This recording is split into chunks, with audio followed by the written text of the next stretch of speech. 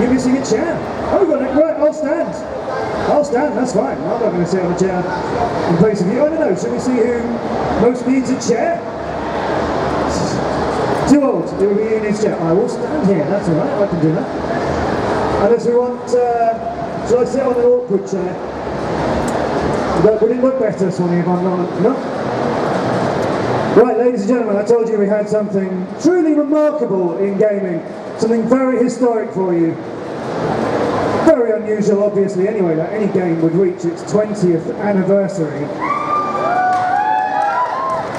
And we have managed to bring together something extremely special for you here at Play Expo. There are a few seats, ladies and gentlemen, in the middle of our row, so make some new friends.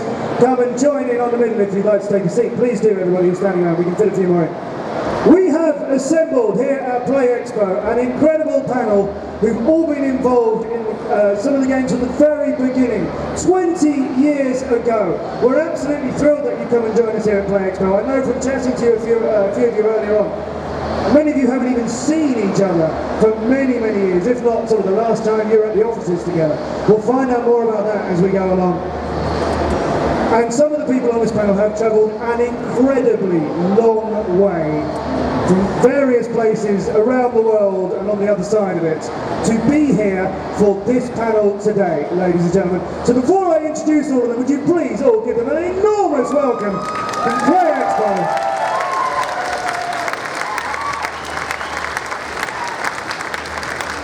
We will work our way along the line, I think, and perhaps you can introduce yourselves.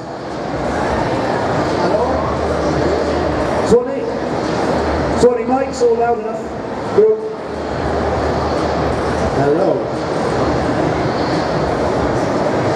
Hello, my name's Stuart Atkinson. I was an animator and artist on Tomb Raider 1 and in charge of Lara Croft animations and modelling on Tomb Raider 2. Hello, my name is Andy Sandon. I was the scriptwriter on Tomb Raider 4 and 5, and I was a level designer and environment artist on 3, 4 and 5.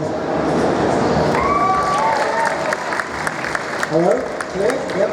I'm Murty Schofield. I was the writer on Angel of Darkness, and I am related to Curtis Trent by blood.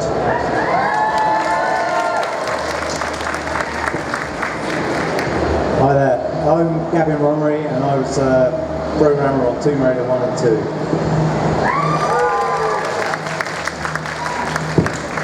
Hello everybody, I'm Heather Gibson and I was one of the level designers on Tomb Raider 1 and 2.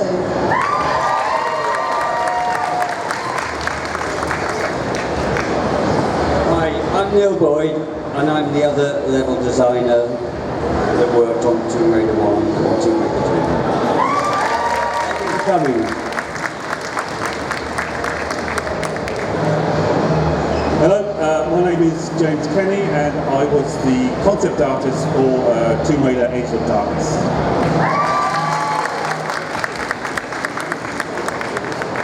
Hello everybody, I'm Nathan McCree. I'm the composer for the original music on Tomb Raider 1, 2 and 3. Ladies and gentlemen, our Tomb Raider 20th anniversary panel. I've not spent very much time with any of you. I only had a little chat with them backstage and in our green room earlier on. And wanted to stay out of the way for most of it, to be honest with you. There was a chance when I could have come over and talked to you, but I could see you were all reuniting is a little bit of an exaggeration perhaps when, it's not like there was a massive do going on and you're all spending ages there. But I know from the chats that I've had with you, you haven't seen each other. Most of you meeting up again now for the first time in years and years and years, and surely you can tell from our audience response here, you made something that matters and people love it. And looking at you, I'm just going to ask you, Heather, but just that moment on your face there, just a little bit of realisation sinking in. You always knew this was good, but there's a lot of love here, and it's actually quite emotional, isn't it? It's very, very emotional. We worked in a very isolated environment, and we got no concept of how we could touch people when we create a game. And to be honest, hang on.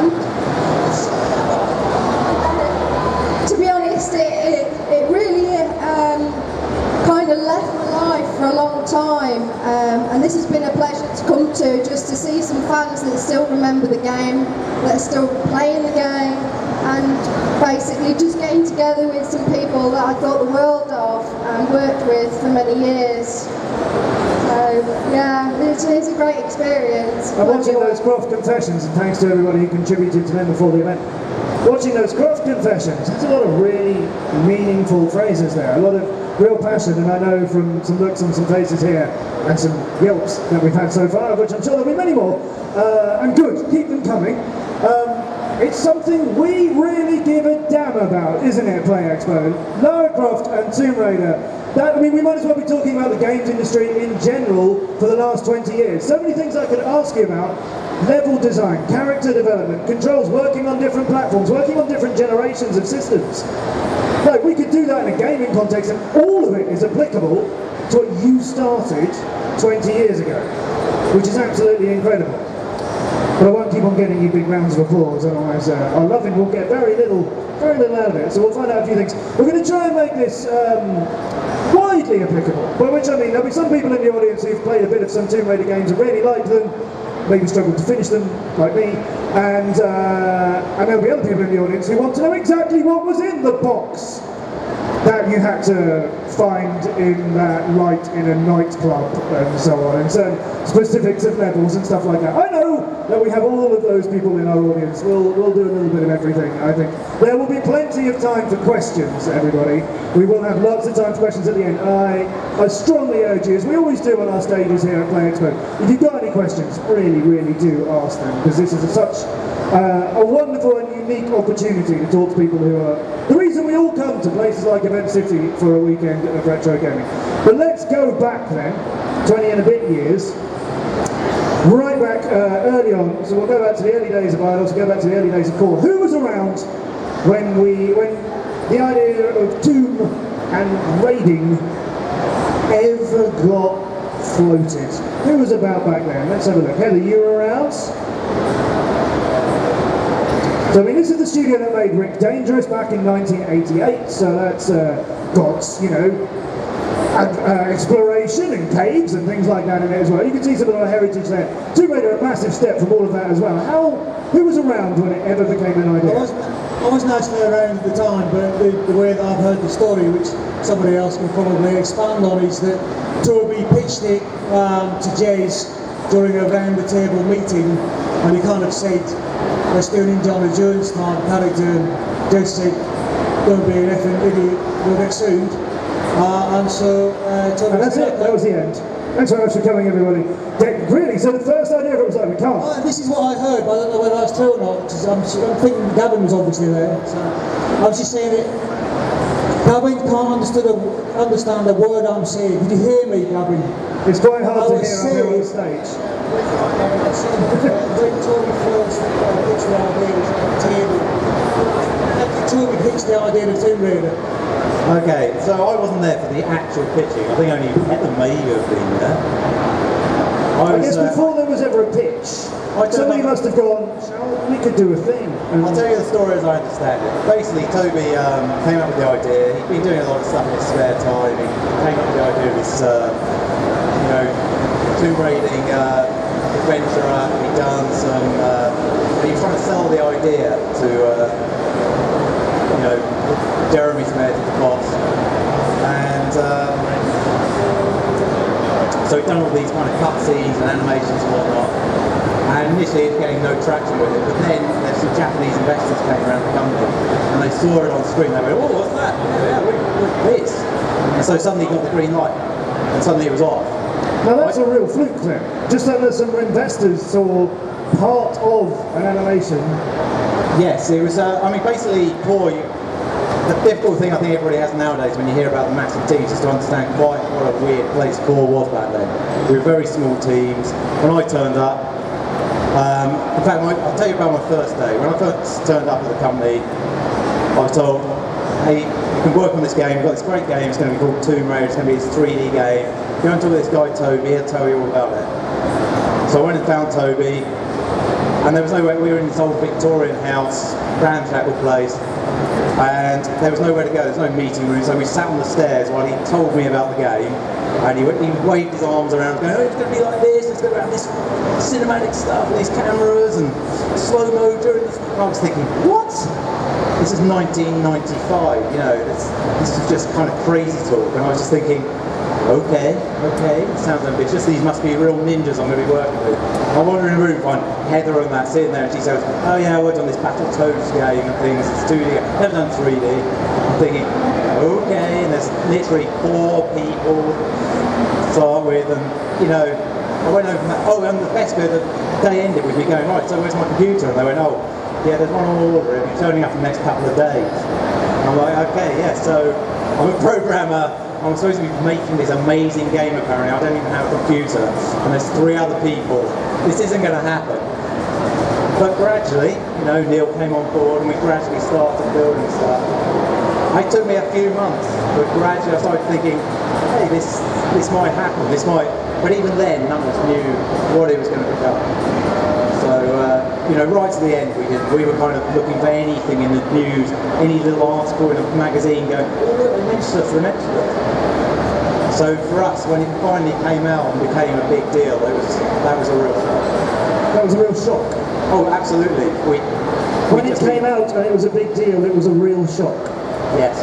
You had no idea it was going to be as big as it is. We got an inkling at E3 because they took one computer with Tomb Raider running on it, and they sent back pictures that showed this massive crowd around it. But that was the first sign we got that it was starting to become something.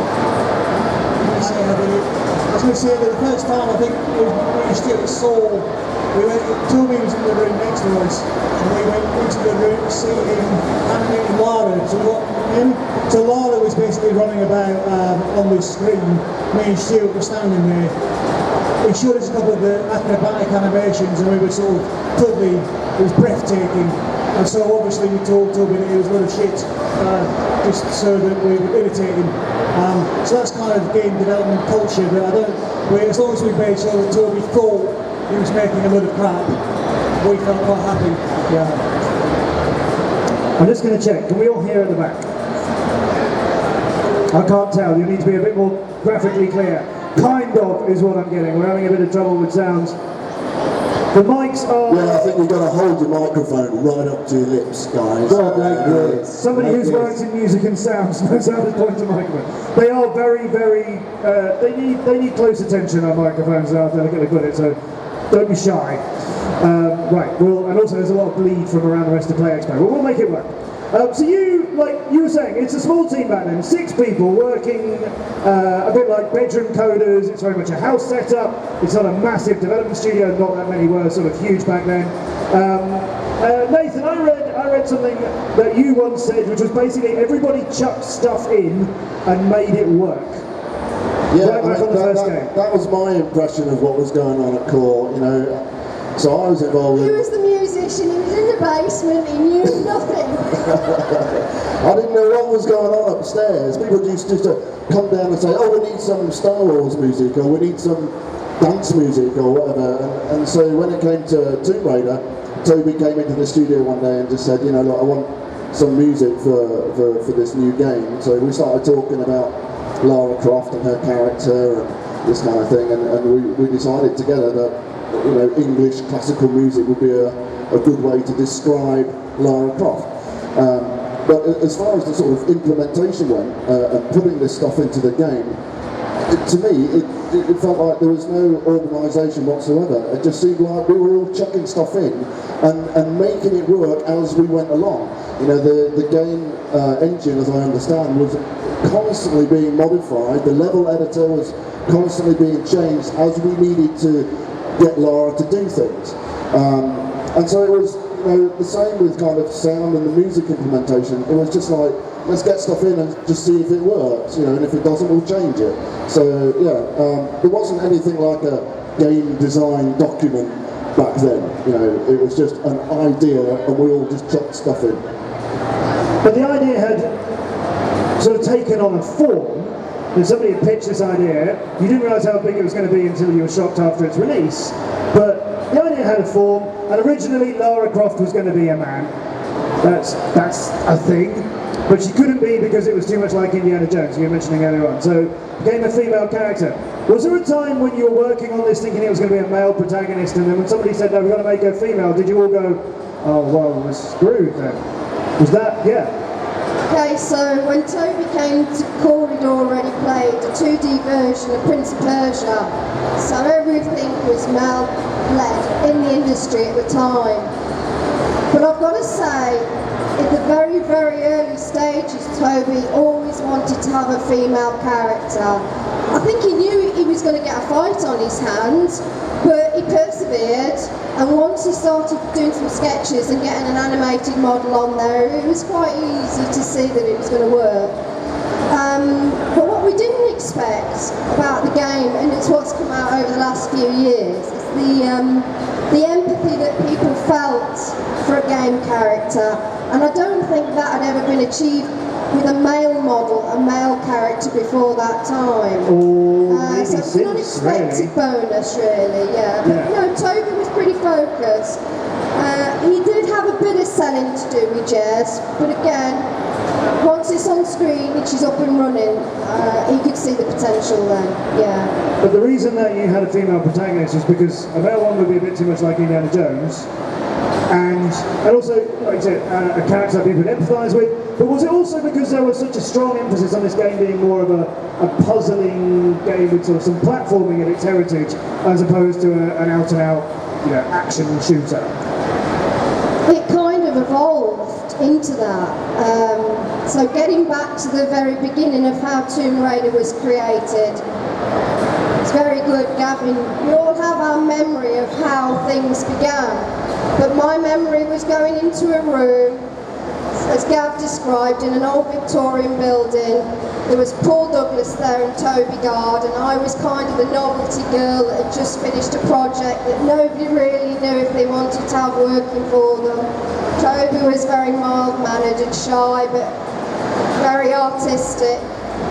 And he started to create a scene in 3ds Max, which was a tomb.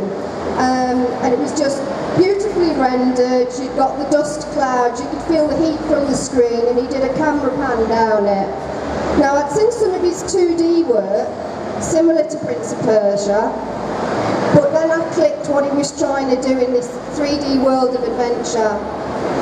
And I had to say to Gav earlier, you undersold yourself when you had your little talk, because when Gavin arrived, that gave us the stepping stone we needed to put what Toby was doing with really high polygon models in Max into a usable editor that the level designers could make really quick levels with, output and test a character on in a matter of a few days. And without that engine, without the editor, they wouldn't have been a Tomb Raider, because I think we'd have just spent years modelling on Max, and nothing would have ever come to fruition. So your time for testing levels and working out puzzles and so on was very quick. Yeah, I was going to say, it was quite a major step. For me, one of the pivotal decisions that made Tomb Raider happen, and not just because, as I said, I was completely unconvinced it was going to happen to start with, but that's because Heather was sat there using the modelling packages of the day, which were wireframe. They looked like rejects from Tron. It was just, and she was zooming into this level going, I think we're inside now, and it was just these lines all over the screen. They were just going, are we inside? She didn't know where she was going. I'm trying to work out where to put the door. It was just a nightmare.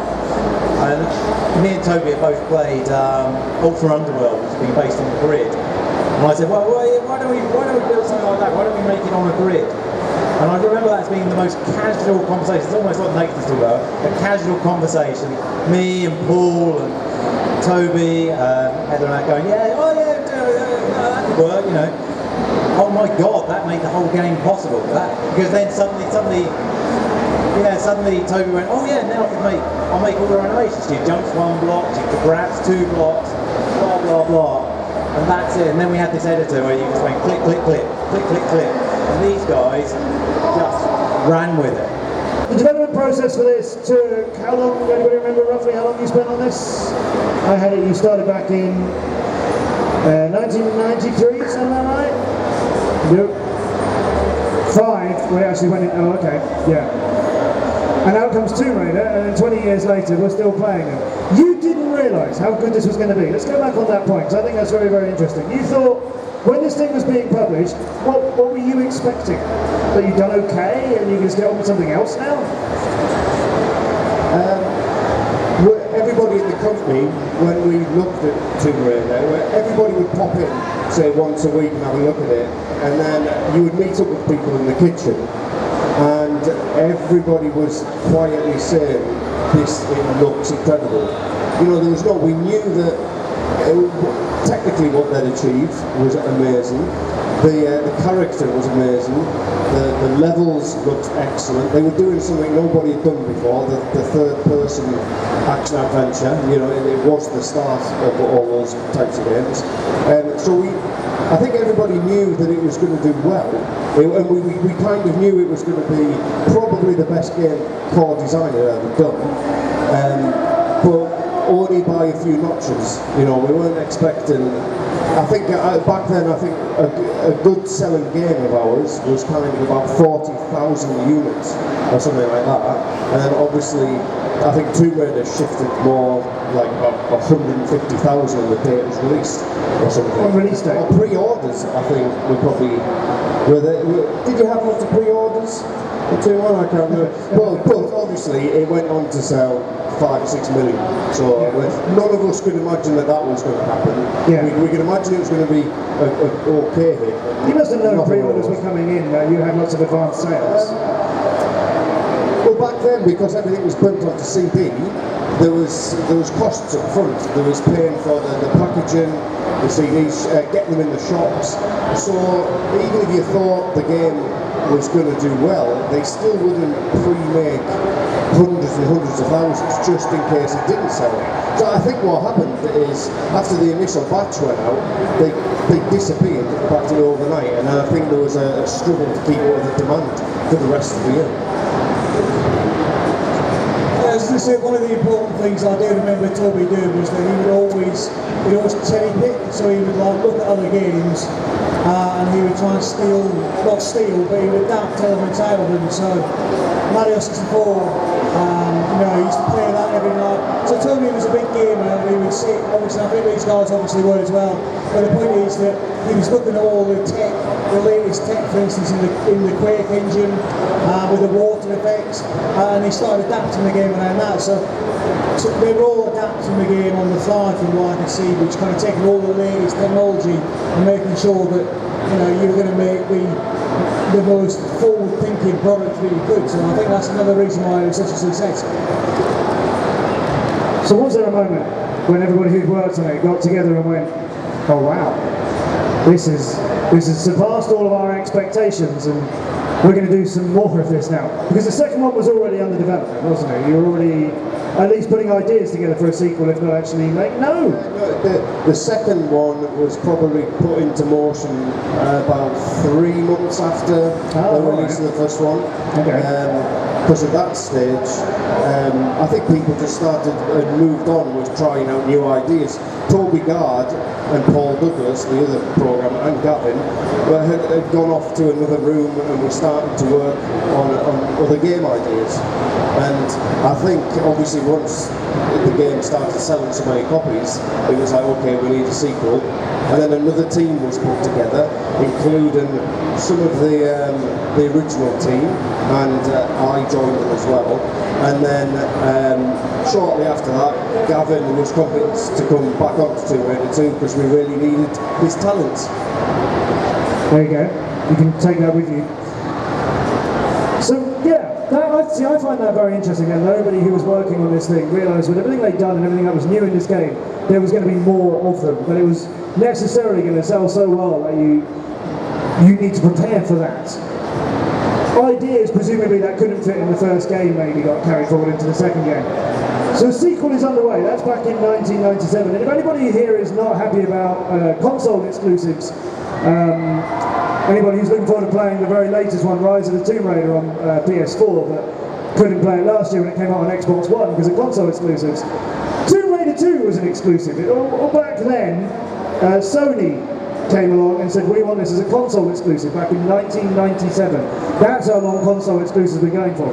So Sony very much believed that they had something, you had something very special on consoles, and they wanted that for themselves. So that's another big sort of shot of confidence, isn't it? Yeah, I mean, you'd have to ask Jeremy Smith, you know, the guy who was making all the deals, but it was a major thing to us when we found out about that. And they were also, they were packaging Tomb Raider. Was it Tomb Raider 1 or Tomb Raider 2? They bundled it in with the PlayStation as well, and obviously that was a guaranteed amount of sales coming our way. So, and obviously with the confidence that that brought us, we knew that we had to do more, you know, 2 or 3 sequels. Did anybody join the team at this time? Anyone on our panel first involvement in Tomb Raider 2? Me, yeah. Tomb Raider 1, I joined in the last 3 months to do some enemy characters, to do some animations, to help Toby out basically, because you know, Christmas was coming and the game had to be finished. And then he obviously left the team at that point, and so they needed somebody to take over the animation of the characters, so I took over Lara Croft and Toby. And also 2 French guys joined us at the time. They come over, they had a kind of a fresh style. We loved the work they were putting on our team. And we also had another technical guy, Andrew Howe, who was specifically going to be programming the PlayStation version, which we guaranteed it was going to be exclusive. So you're working on Tomb Raider 2, and Core commit that there's going to be an annual release. So there's going to be a Tomb Raider 3 the year after, there's going to be a Tomb Raider 4 the year after that. That, I understand, wasn't something everybody was pleased about. Well, to be honest, we weren't the team that worked on Tomb Raider 1 and 2, we weren't thinking in terms that we were going to do them year in, year out. So we had gone to Jez and said, no, we'll do Tomb Raider 3, we need a 2-year gap. And we started on that basis. And another team, which is Andy Sandham and some other guys who are on here. Angry pointing. Sorry? Angry pointing. Those guys, They're those bastards. they were basically, they got told, okay, let's build, they were going to build Tomb Raider 2.5 originally. And then one day we found Eidos announced that Tomb Raider 2.5 is actually going to be Tomb Raider 3. Next year. Yeah. The year So they were suddenly, and that's the point. To be honest, we also realised we were burnt out. We'd had to work so hard on Tomb Raider 1 and 2, and that's when we all sort of stepped back, and the next kind of round of guys took over. Yeah, because we were actually giving, I was saying this the other day, we were giving the engine, and we were developing some sort of undercooked cop type game,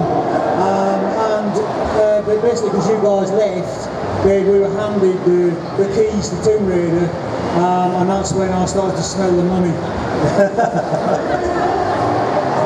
Yeah. Actually, no, Heather you gave us one of your levels, thank God. So we had a head start. Yes, it's good. Everybody needs to laugh. No, Heather was the team was great, and they supported us totally because we all understood that we had to move very quickly because there was a lot of pressure from up above because, you know, Eidos was making millions of pounds out of the game, and we weren't doing too badly either, but the thing is that, you know, it was great, and we all supported each other, so thanks to them for that. So before Tomb Raider came out, back before 1996, Eidos was in trouble financially as a company. The company wasn't going too well. In 1998, after Tomb Raider 3, the World Economic Forum said Eidos was the fastest growing company in the world.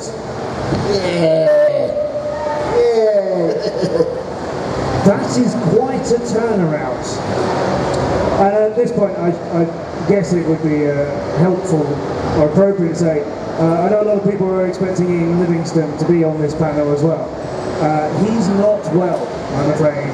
He's had an operation, and he was advised not to come, but we only found this out yesterday, and we understand that everything has gone well. He's just been advised he's not able to come to this sort of thing so soon after. And so our best wishes and thoughts are with him, and apologies to anybody who was hoping to meet Ian and see him here as we were as well. But unfortunately that's where Ian is. But we wish him very well. So 1998, Tomb Raider 3 came out, PC, PlayStation 1 and Mac. 1999, that fourth game comes out then, The Last Revelation came out. The PlayStation exclusivity deal ended. That came out on Dreamcast as well. Any Dreamcast players in Last Revelation? Yeah, I thought there might be quite a few. And all the games were well received. All the games were getting lots of good reviews. But if you look back over the reviews of those games, you can find a small recurring theme of the games are good, but it's a little like the last one. It's not moving with the times. They look better visually. They're improving, but it's good, but it's good more of the same. It's still good. It's a very bad way of describing some of the reviews. Positive, with a sort of nudge that we feel like we've done this before. So you tried to kill her. I killed her. You killed her. Well, that's the question I was going to go for. Who killed Lara? Yeah, no, we were getting very tired of Lara by Tomb Raider 4, so we had a little meeting as the team without Jez, because he would have killed us, and we decided to kill her, and we thought the most appropriate way was to bury her underneath a tomb or a pyramid. But we sort of... For anyone who's not played this, but you've had 16 years, I guess, so there's going to be a spoiler or two. Yeah. So basically we managed to bury her underneath the pyramid, but we started getting cold feet because we knew that Jez, the boss, might kill us, and so we were going to decapitate her so we could finally definitely get rid of her, but we changed our mind at the last minute, buried her, and then obviously she was resurrected in Tomb Raider 5, but no, it was a cathartic moment when we took the FMV sequence, was delivered to Jez, and there was a loud shout of fuck. And then we called into his office, and he said, "What the F have you done, you stupid bastards?" And we at that point realised we might have sort of overstepped our mark a little bit, but he began to realise that we were doing it because we were just getting sick of Lara, and obviously Lara, we hadn't actually decapitated her, so she came back again. But yes, that was for us it was a very cathartic moment to see her little hands slipping off the edge of that ledge. Yes. It's quite early in the afternoon for such a graphic moment before the watershed, isn't it? But well, we've done it now. Did you want to get rid of her to bury the Tomb Raider series with her? Or was it Lara? Well, I'm wondering whether you thought, okay, we've got to end this by killing off Lara, but then we might make more games of this ilk, perhaps under a different brand, perhaps under a different name. Did you ever consider making Tomb Raider without Lara in it? During about 98, 99, I think it was, some spin-offs were considered. So there was a Lara Croft racing game was considered, and a one-on-one fighter, you know, with the casts of characters that had been in the game. So they were thinking of not killing it off totally, but maybe he's taken her in a different direction. And thankfully, nobody made one. Lara Croft racing game. Yeah, Lara Croft cars. Croft karting. Okay, good. God, what have we done? But your first game, the first Tomb Raider, the cover art for that, Tomb Raider! And at the bottom it says, check to make sure it's getting absolutely right, featuring Lara Croft. It's on the cover art. At the top, I don't know if we've got the graphic for that, but we'll try and find it later on through the Croft Confessions again. The cover art for the very first Tomb Raider game, Tomb Raider at the top with a big logo, featuring Lara Croft are the words on the front cover at the bottom. You must have realised she was something. This wasn't just a great concept for games, it was going to revolve somewhat around her. I don't think we did. the marketing department at IDOS did. And that was one of the things that really wound Toby up, to be honest, because the whole game, he thought of it as like a movie. And he'd done movie posters and stuff to advertise the game, and he'd really got it all thought out. And obviously during the game, we'd all been sat in our little room making this game, and we had complete creative freedom all the time. And then suddenly it got to the end, and IDOS marketing stepped in and went, nah, who are you? No, we don't want to hear this. We've got it all sussed. And the reality was they did realise Lara was something else. We didn't really see that. And they put that, because we looked at the box and went, what? No one's ever heard of Lara Croft. What a stupid thing to put on the box. But they knew what they were doing. Now that you mentioned movies, it makes more sense why it's at the bottom where it is, like a film poster, like those very, very, very tiny rows of names that you get on the bottom of film posters. So that's what they were trying to deliver. So you created this gaming franchise, but you created this iconic character as well. And then they carried on together, of course. I still find it amazing that at the beginning, it's so impressive that these things have carried on for so long and you didn't realise how are we going to be here? I think you know what happened really was that, you know, it's like anything, like a movie or any game or book or whatever. When all the pieces come together at the right time and all the pieces are right, then you get a big sale. Okay, then you get a successful product, and that was just what it was. You know, we all put our little bit in, and it just so happened that all the pieces fitted. And I think that's why none of us as individuals really realised that it was going to be a success. We just kind of struck it lucky. Together as a team, we struck it lucky, and the character of Lara Croft and her history and everything, all the pieces knitted together. And you know, we were very fortunate to be a part of that, and I'm really glad that I met these guys and had a chance to work with them, because we really, really did have a good time doing it. One of the things that I actually forgot is that as I continue my career in development, that I assumed all teams would get on as well as we all got on. But you know, we all really understood each other. For the most part, obviously we got some idiots occasionally, but so we all got on really well. And I assumed that each team you work with in game development would be as close knit, but I realised that was lightning in a bottle, effectively. That it was a real special relationship that certainly the first team and our team on number 3, it was really unique, really close-knit team. So, Even on that first game saying featuring Lara Croft, and then a few games later, burying her too. A year later, we had Tomb Raider Chronicles that came out in 2000 for PlayStation, PC and Dreamcast, which was a kind of series of flashbacks about things she'd done as though she was still dead. I just want to ask about the level editor that you released for that. Did anybody make levels? Yeah. Yes, there was a level editor with Tomb Raider Chronicles that you could make your own levels for it. Over 2,000 levels were made. That may well be quite a conservative estimate on the number of those. I just want to quickly ask why that was there. What was the reasoning for including that level editor? Was it as simple as you had a tool which was so well developed you could just offer it out there and be used? I know that's happened with other game development. Or did you make something because you wanted a community support for this? Well, it was the tool that we'd used all the way through. It being developed. Yeah, that was the tool. It was the version that was released was the 5th generation of it, but it was fundamentally the tool we'd made. That's how all the levels in the game were built. So anybody who made a level for it yourselves, you're doing exactly the same thing as the game developers did. So that was in 2000s.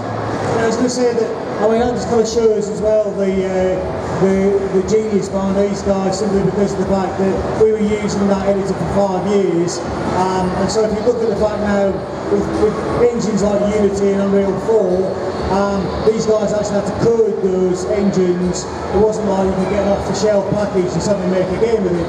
You know, so we were still using these 5 years later, which a lot of people were complaining about, because obviously we probably should have retired it after 3 years. But you know, it's amazing the programming skill involved with putting that together, and the design skill obviously. So Lara's gone from being buried in a Tomb in 4, having levels made about her in 5, but the team got split back then, and some people went off to work on the 6th game, Angel of Darkness. Where are our fans for Angel of Darkness? I think it's important that we make sure that we show some love for that, because we know that game, review-wise, not as happy as you may have hoped. And Murty, you can join us now. You had done some dialogue previously, some dialogue work previously for Paul. You were asked to come in and maybe help out a little bit with this. And when you first got involved with Angel of Darkness, it wasn't going well.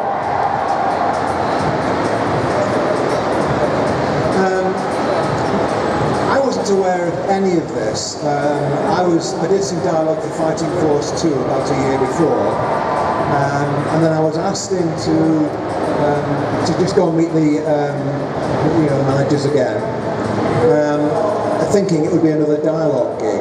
Is that coming through okay? You can hear okay? Because I can't. Closer. Okay. Should I say it all again? No. So, I was asked, well, do you have any ideas at all for a game? What we want to do is, there's a sense that we're repeating ourselves. It's incredibly successful. Everybody's happy with it. Fans love it. The people working on it love it. But they're getting a bit tired. That's what I was told. There's a sort of a sense of tiredness about it. We think we need something new to boost it. So, is there anything that you think you can give us? And I'd spent years previously travelling around in Turkey and doing a lot of research for my own project, Shadow Histories. Thank you. And of course I had all this material at my fingertips. So on the spot I did a presentation, just thinking on my feet, and it went down very well. And the end result of that was, well, when can you start? And of course, the cliche answer is last week. But anyway, I started very soon after that. And what was the brief was, we want something new and vital and fresh and exciting, but not to lose any of the qualities of Lara. And I was obviously going to be very respectful of that, because who's going to mess around with that? It was very, very powerful. Nobody messes around with Lara, except for Chuck Norris. Oh yeah. 2 birds and 1 stone, yeah. But the other thing that I was asked, what about, we're interested in a spin-off character. And I said, well, I can do something there for you. And I had some ideas.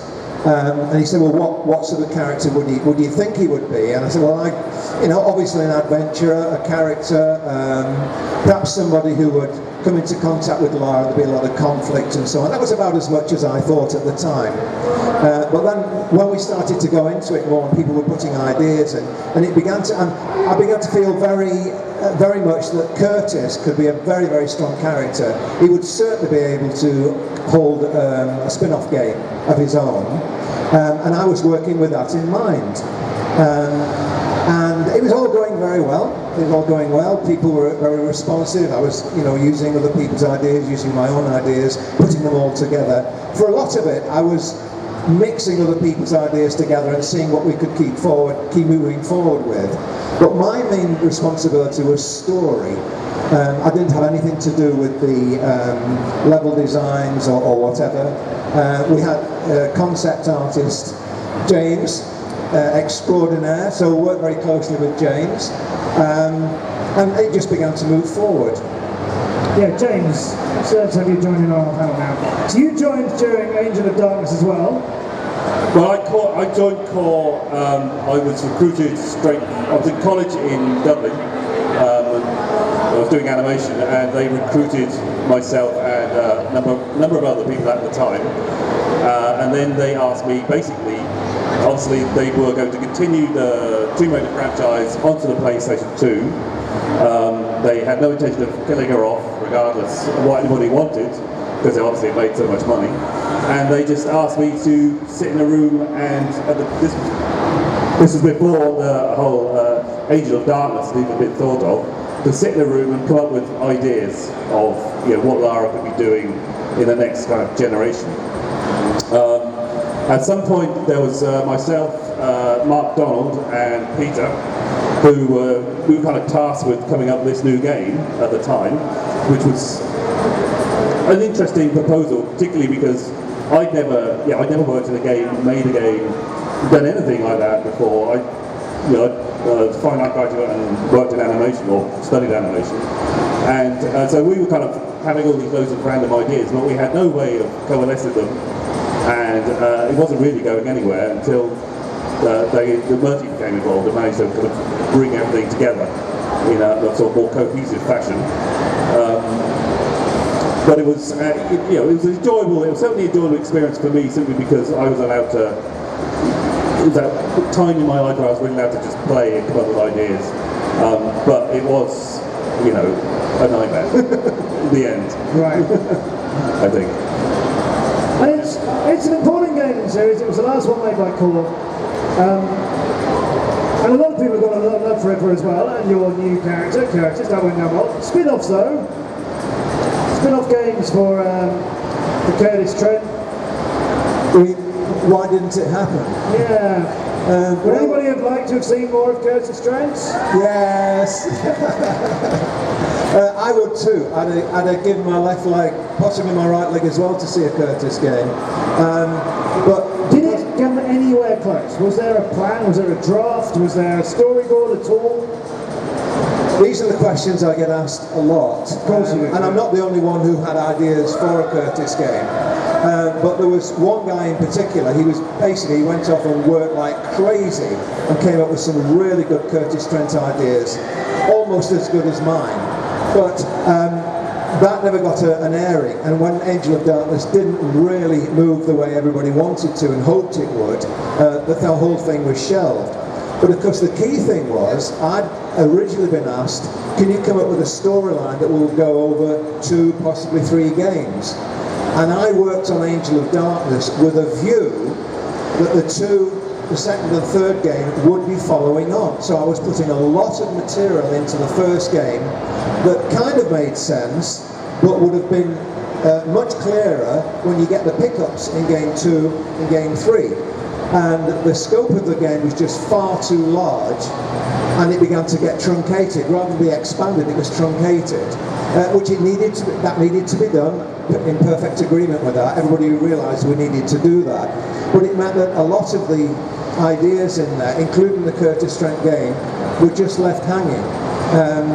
And I had a lot of ideas that I used to scribble down. I never even bothered to type them up and share them with the team. I just had all these ideas and this material, which still exists. And for years afterwards, I didn't know anybody was even interested in the story. In fact, I've been told very clearly that nobody was. But going forward with it, I kept developing the material, thinking about the materials constantly. I can't stop writing, always writing ideas down. I've got pages and pages and pages of material. So it was all there, but it never got typed up. And then when the game, has been said, it was pretty dire at the end. Everybody was unhappy, it was falling apart. Lots of unhappiness. I just didn't want to know anything about Tomb Raider, Lara Croft or anything for years afterwards. And it was only after a long period I began to realise people were trying to get in touch with me and say, oh, hey, we hope you'll reply to our emails and so on. The major ones at the time were the Curtis Trent Estrogen Brigade. I don't know who you are, but so they were saying, no, we want to know the information. What was going to happen afterwards? And I said, well, sort of a few ideas here and there. But in the last year, there's been so much interest, and with the excitement about 20 years of Tomb Raider, there's been so much connection. I've been having people getting in touch. A lot of the things that were scrolling at the beginning about how much it had meant to people was beginning to get through to me by various people that I trusted. Various people that I knew weren't just trying to take the mickey. And then Ash came on the scene, Tomb of Ash. A god in his own right. And various other friends, Jenny Millward, who did the novelisation of Angel of Darkness, which is available. You can't buy it, but she might give you one. And I began to realise there was a huge groundswell of interest in this, and of course my own interest began to perk up again. So I began to type up some of this material for a possible Curtis Trent game, some characters I'd had at the back of my mind to develop further, which is now pretty well developed. And then Megan Marie got in touch for the 20th anniversary book, and she interviewed me, and I gave her a lot of the material, and she said, okay, that's great, that's really exciting, everybody's going to be killing to hear about this, but can you sit on it until the book comes out? And I said, what? When does the book come out? And she said, well, it's in October. Holy, all right, okay, so I gave my word. And so all this material, I've been actually putting stuff out which has got clues disguised and various things. If you put them together, you begin to get a sense of where I thought the next games could go to. I know a lot of people have had ideas of their own, and good luck, everybody should. But the ideas that I've got are ready to launch. I'm ready to put those out. And in fact, we saw a copy of the 20th anniversary book today. And I'm on page 153. There you go. We'll leave Curtis there. Sorry? We will leave Curtis there. The thing is that so this team basically were doing a year of research on the PS2 while we were finishing Tomb Raider 5. But the thing is that we didn't really know the ins and outs of the PS2. So at that time we thought it was like a magic box, which is stupid considering now we're at the PS4. But so we thought we could build enormous levels. And when we arrived, it was onto the team. It was kind of sculpted, much larger than it should have been. So it's kind of, I think it was to do with the architecture of the PS2 was relatively complex, and we had to rebuild all the tools, which is one of the failings of Age of Darkness. Yeah, that was the issue with the game Age of Darkness. It wasn't. I mean, it was very well written, very well constructed conceptually, but it was the games that we made for the PlayStation have been made by a very small, very tight-knit team who knew exactly what they were doing. And the issue was simply the development for PlayStation 2, the company wasn't ready for. It wasn't ready for, and they just couldn't manage that transition. And that's why it became so difficult, I think. And in the end, they're successful on release, but it seemed to have gained a certain amount of traction since then. Now in 2003 we had the second Lara Croft film. Two of those, both with Angelina Jolie, of course. We had Lara Croft Tomb Raider and Lara Croft's Cradle of Life. We've had games on Game Boy Advance. We've had some other little spin-offs as well. So let's talk about Lara. Or as you were going to call her, Laura Cruz. Familiar with Laura Cruz? We're going to have Laura Cruz. Then Lara Croft when you thought she should be more English and aristocratic and a genuine, genteel English, maybe not genteel, English lady. Why? Classic Lara had attitude. Yeah. Right? She had attitude, she had punch, she had guts, she had sarcasm, she had wit. That's the classic Lara. That's all I've got to say. So actually being in a position of writing the classic Lara, what we would do is we would sit down, look at witty Arnold Schwarzenegger one-liners and James Bond one-liners and try and translate those from a female perspective, which we did relatively unsuccessfully, but it was okay.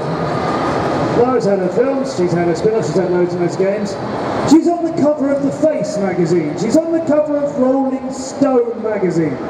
She's in adverts for Lucozade. I can vaguely picture Lucozade, I can't quite see it, but there was a Lucozade commercial. Sayat? I think Sayat did something with her as well. U2, yeah, of course U2 as well. This is, in 1997 these magazines are happening. You've only just started. This is, again, going sort of back to the beginning and going, it's massive, and it's massive very, very quickly. And now here we are today. As Lara sort of went along through games, did you feel like you got it right from the beginning, or did you make sort of maybe the third game, or the fourth game, or so on and so on, and think, oh, she's changing it, or I wish she was a bit more like this when we started, but we're on this path now. Was there any part of her personality that you think you'd change if you were starting a game, or do you think you nailed it from the get-go? Yeah, she was was basically, she was quite austere from the start, so it was really a case of when I was put in a position of writing Lara because nobody else wanted to do it, but so I was writing Lara as a kind of austere, cool female character. So I mean, these guys did a pretty good, and Vicky was the writer on the first game, and I think she basically did a really good job of creating that character. And Vicky had a big say in the English Rose type character. Oh look, I can hear myself now. Yes. Who remembers when Lara was on magazines and in adverts and things like that? We were all going as a gaming character on the front of Rolling Stone magazine. Finally, this thing that we love doing is getting noticed by people who don't, in my case, lock themselves away in bedrooms and play them. That was really special to us, wasn't it? That was the time we were going, yeah, gaming characters. Yeah, we already knew about them. We've been playing with them for years. So you made a real a real breakthrough here going into popular media. Now, of course, games, they're prevalent everywhere. It's the biggest exports in the UK over films. It's been a huge industry in the UK in particular for many, many years now, bigger than our film industry. And we're used to seeing games as part of our culture now, and esports is kicking off. Not huge in the UK, but massive in other countries, getting bigger in the UK. Games are here to stay now, and so much a part of our daily lives. Such a vast proportion of the population now playing games every single day on a mobile, but maybe for some people that's the only games they play. This is all good. You were very, very instrumental a long time ago in making any of this happen with a character that is still around and much loved now. That's a real transcendent thing. That's something that's staying for a very, very long time. When you see things like the reboot that came out in 2013, who sort of started the storyline again, which is quite different in that. Again, don't want to give away too many spoilers, but it's been out for a while, and if you haven't played that, really should. She's a lot more vulnerable in that. She's learning her sort of skills during that first game as they're shipwrecked. Do you like the way it's been rebooted? I have to ask. I'm very interested to know. I'm going to say something about this because I think, it's very difficult to compare the new reboot Tomb Raider games to the classic Tomb Raider games, and I don't think you should compare them. I think they're two separate things, and you should look at the reboot games and just say, do I enjoy this experience? Is this a good fun game to play? And if you enjoy it, play it, buy the next one. But I think to kind of say, is this like the classic Lara that I know? I think that's a bit of a mistake because it's a completely different studio, completely different people that are on that team, completely different marketing team. It's a new monster, if you like, and it's very difficult to compare those two. I think you've just got to kind of sit back, enjoy the classic games for what they were, and celebrate that, and look at the new games and enjoy those for what they are.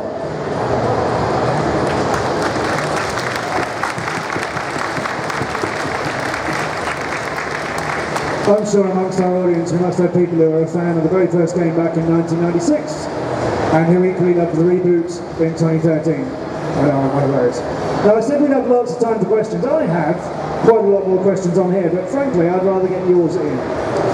So while I could ask you lots more questions and we could get into the depths of game design, level design, puzzle mechanics, how your game development has worked and changed over 2 decades of the gaming industry and seen so much change in that time. I could ask you those sort of things, but I would rather hand an opportunity over, I think, to everybody else while we have some time. So questions, ladies and gentlemen who'd like one. Chris over here is going to helpfully try and get microphones to you.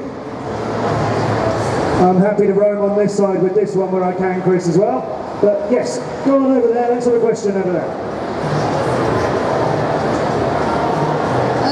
Hi, I'm from Derbyshire. What inspired you with the music in the games? Did you get inspired by a lot of cultural aspects in the games? Sorry, could you ask that again, but hold it a lot closer? Sorry about our microphones, but hold it a lot closer. What kind of music inspired you to adapt with the games? Did you look at cultural aspects like music that Music inspirations. Let's go to the music instrument. Sorry, our microphone Yeah, is I think giving up a you little asked bit. me something like, what was my inspiration for the music, or what games did I look at that inspired me, or where my influences came from. So, you know, as a composer, you tend to draw from the things that you've heard in your life. You know, I find myself when I'm writing, melodies and harmonies will come in and I think, oh, I've heard that somewhere before. Now, obviously, what you don't want to do is copy anybody. So when I do think to myself, oh, I've heard that before, I make a point about trying to change it and try and making it new. So as far as my influences for Tomb Raider went, sure, I drew on the music from my childhood. You know, I listened to a lot of classical music as a child. My dad used to play me classical music every day, pretty much. So I had lots of influence from there, all sorts of different composers. But also, you know, I'm really into, you know, modern electronic music, pop music, rock music, heavy, all sorts of stuff. And I think most composers will listen to everything because you draw from that, you draw your influences from the things that you've heard. Now, apart from that, it's about stylizing the music to describe whatever project it is you're working on. In this case, the idea was to describe Lara Croft. So I talked to Toby quite a lot about her character, you know, what she was like as a person, the kind of things that she would like, the kind of things that she would listen to, and I basically just tried to describe her with the music. And one thing that I felt was missing in games was emotional content. You know, most of the games that I previously experienced were either had very bombastic battle music or, you know, driving electronic dance music. And I didn't feel like there was any emotional content in games, and I felt there was a space for that. And Lara Croft and Tomb Raider gave me the opportunity to put that emotional content in. So I tried to add some sadness, some loneliness, and also some beauty to describe her character. So, you know, most of the influences from that sort of, for that music, came from Lara Croft's personality. Thanks very much for that question as well. We've got another question over here. Hi, I'm Jenny Millward. Thank you for the shout out, Mercy, that's really kind of you. My question is for all of you who are sort of involved in coming up with the original locations and cultures for Tomb Raider. We've been all over the place with Lara, we've been to Egypt, Peru, India, even Area 51. Are there any areas or cultures across the world that you would love to have taken Lara but never got the chance or thought about after the game had come out and you wanted to do like a hypothetical Tomb Raider game? Where would you like to take Lara? Oh, right. Thanks for the question. We're trying to deliberate, first of all, why those particular countries. And I think it wasn't depicted by the story. We sat down and chose locations which would create interesting environments to place the game in, and I think is that how it went? Yeah. Yes. Basically, the places in the world that we wanted to go were the places that we created as levels. So by the time we got to the second one, the choice had narrowed. But we also had to take into account, you know, you can't go from Alaska to Madagascar to Tasmania. There had to be some resonance in the story to, you know, make it flow logically. So by the time we came to the second one, I think we stuck to the same formula. And I think what you don't want to do is have very similar environments, because the beauty of finishing a level or a section, you want something new, you know. And if you're, it's another snow level or another you know, you're a little bit disappointed, and that's what we've tried to do, inject variety into the levels. And then as the game progressed, other teams took over and they had their own ideas and agenda, We were running very low on Neil. I'm here, Neil. Neil, I'm over here. Neil, can you see me? I was just saying. What are you saying? I'm here, Neil. Put it down. I was just saying, by the time we got to Tomb Raider 5, we had about 10 locations left.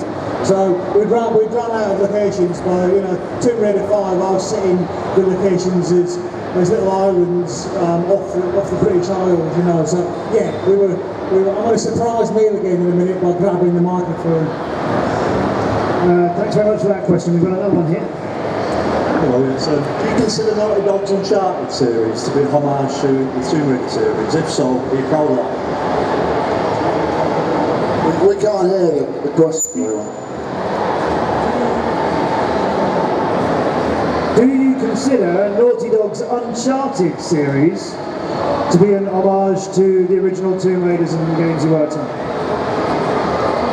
Uncharted with Nathan Drake, PlayStation exclusive, which a lot of people say there's a lot of similarities between the two franchises, particularly with the recent reboots. Familiar with Uncharted, and do you think it borrows a lot of things that you created? Yeah, I think Uncharted has nicked quite a lot from Tomb Raider. Yeah. I didn't say nicked. That was him. He's about. Yeah. It's, I certainly from the first game, there's a lot being stolen by Uncharted, but yeah, so that's as much as I can say. It's kind of a yes, I think. I think that's a fairly strong yes. I'm going to walk this way with a long lead. And see, so a hand in the middle. Actually, Chris, could you get a mic to that gentleman while I move this? This microphone may break, sir, so be kind to it. Hello, I'm Albert from the Netherlands. How many of you have actually played all the games? Was that how many of you have actually played all the games? Yeah, from the first game to the reboot series.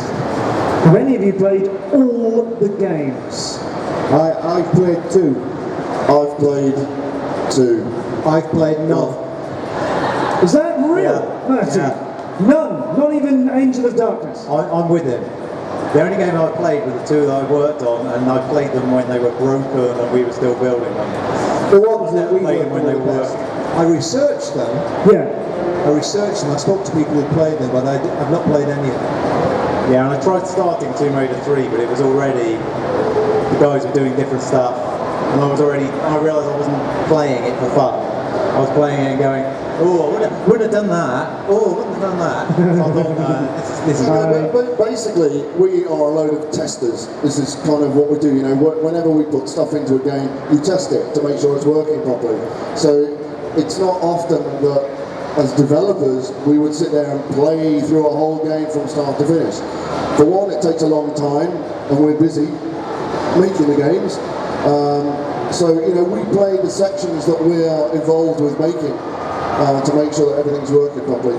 It's the actual QA, the testing team, that actually are the ones that have played these games over and over and over again, and they know these games inside out, and they've played them all. I think it's the QA team, isn't it? Well, I'll back Nathan up. I feel that when you're working on the first 2, and then you move on to other things, the last thing you want to go home is play Tomb Raider.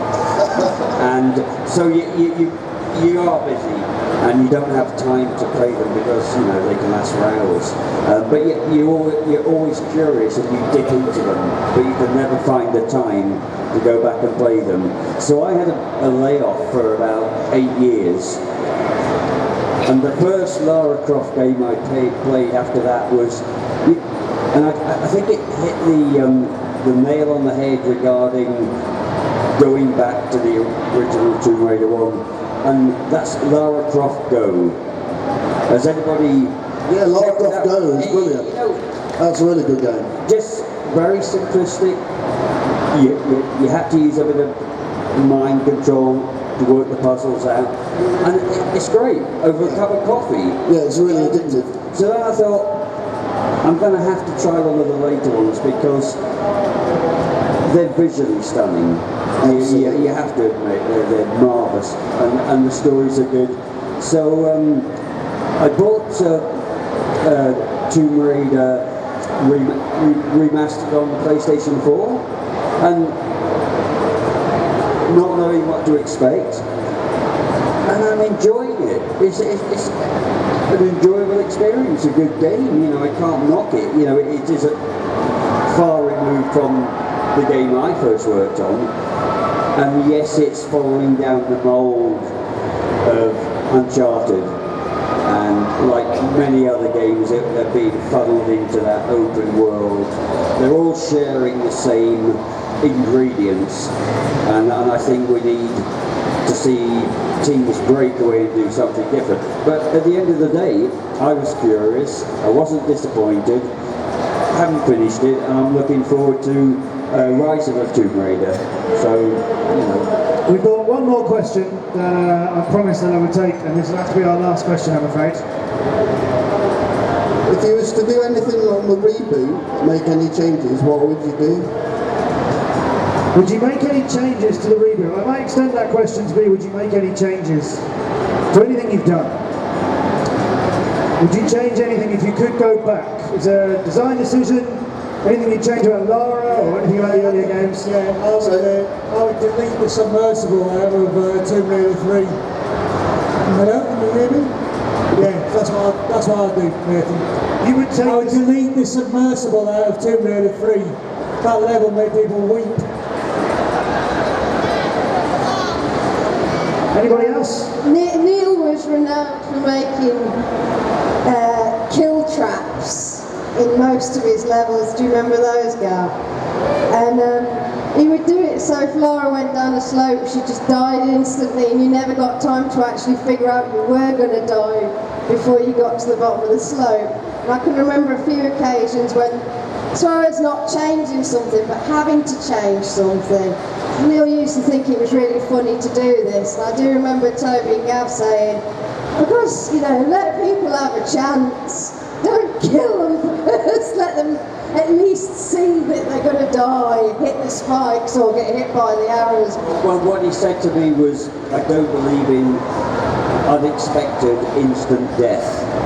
You have you must have a chance to visually see what's going to kill you, or so you have the chance to avoid it. And I disagreed with him, and then I agreed with him when he said he was going to sack me.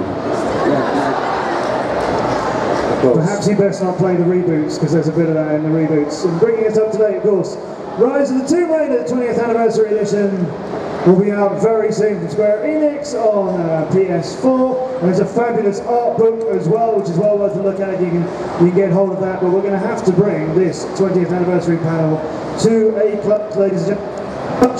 Thank you so much for your attention, but would you please show your appreciation here for Nathan, Stuart, Heather, Andy, Richard, Gavin, Neil and James, the Tomb Raider 20th anniversary panel here at Play Expo.